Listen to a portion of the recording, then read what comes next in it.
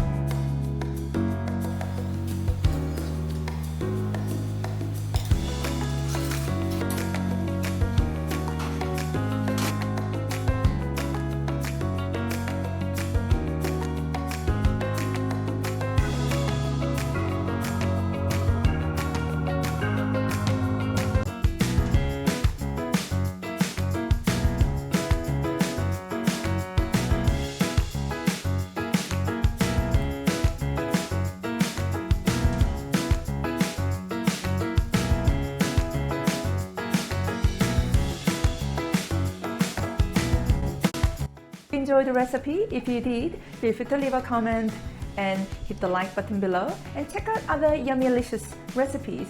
Hit the button there, down here, somewhere on the screen, and be sure to subscribe and hit the notification bell so that you don't miss out any yummylicious recipes.